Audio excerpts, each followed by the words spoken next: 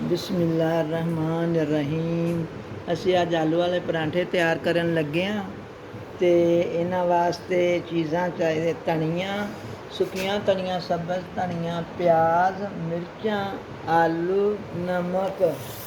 ਹੁਣ ਅਸੀਂ ਮਿਰਚਾਂ ਗ੍ਰੈਂਡ ਕਰਨ ਲੱਗੇ ਹਾਂ।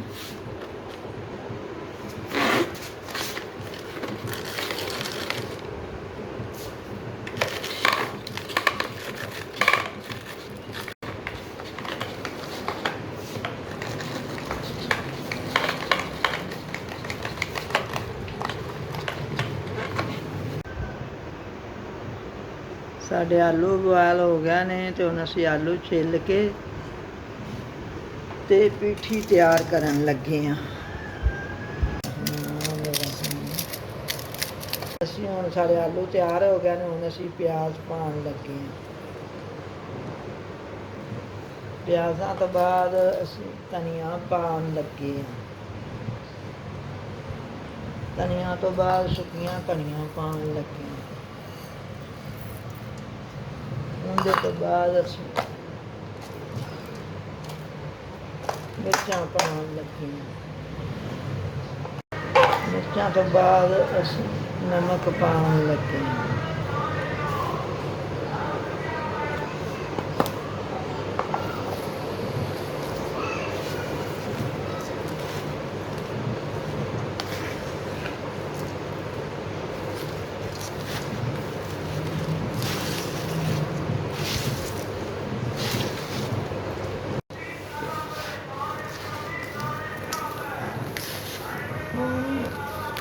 ਸਾਡੀ ਪੀਠੀ ਹੋ ਗਈ ਤਿਆਰ।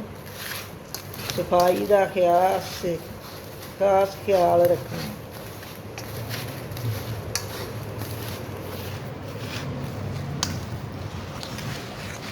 ਸਫਾਈ ਦਾ ਖਾਸ ਖਿਆਲ ਰੱਖਣਾ। ਸਿਹਤ ਵਾਸਤੇ ਵੀ ਸਹੀ ਤੇ ਮਾਹੌਲ ਵਾਸਤੇ ਵੀ ਸਹੀ।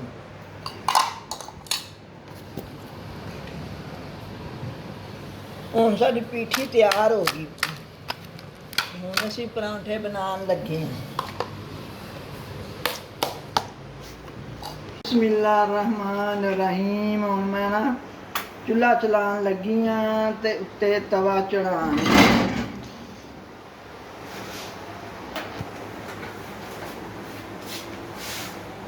ਮੱਖਣ,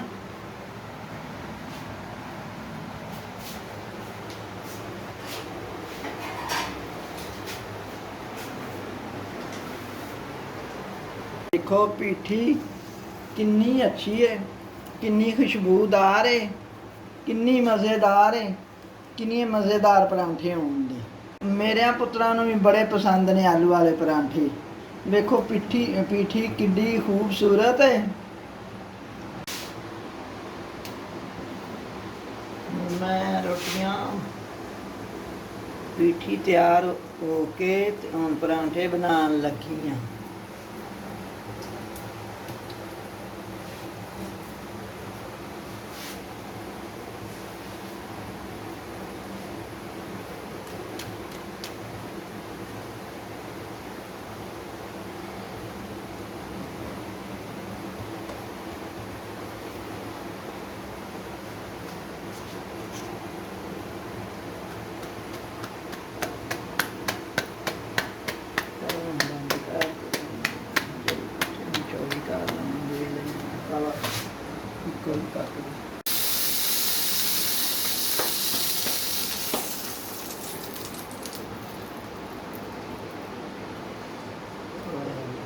ਪਰਾਂਠੇ ਬਣਨ ਲੱਗੇ ਨੇ, ਬੜੇ ਅੱਛੇ ਤੇ ਬੜੇ ਮਜ਼ੇਦਾਰ, ਬਹੁਤ ਕ੍ਰਿਸਪੀ ਪਰਾਂਠੇ।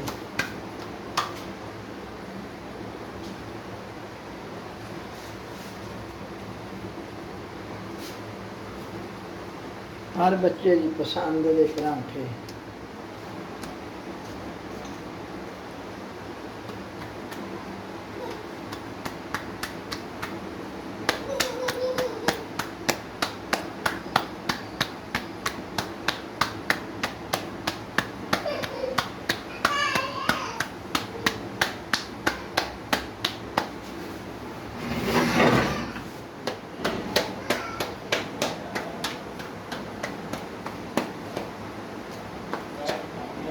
ਨਾ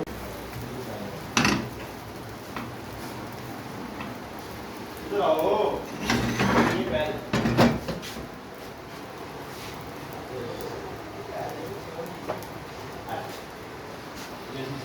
ਨਹੀਂ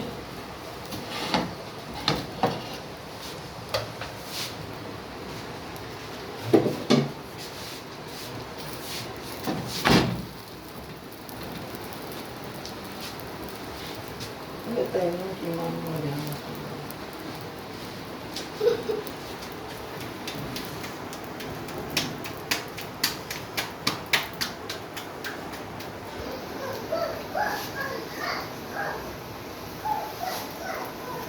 ਮੱਖਣ ਲਾਉਣ ਲੱਗੇ ਆ ਐਡੇ ਅੱਛੇ ਪਰਾਂਠੇ ਬਣਨ ਦੇ ਮਜ਼ੇਦਾਰ ਕਿਆ ਕ੍ਰਿਸਪੀ ਪਰਾਂਠੇ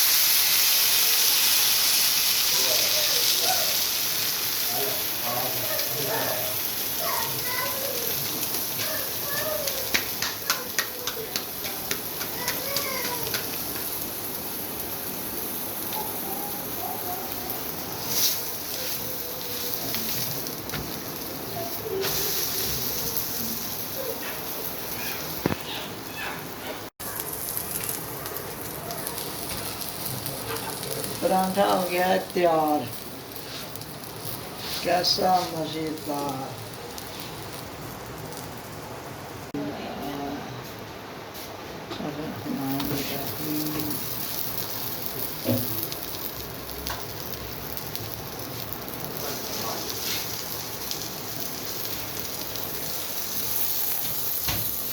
नाल दही का रायता बनावांगे पुदीने की चटनी पा के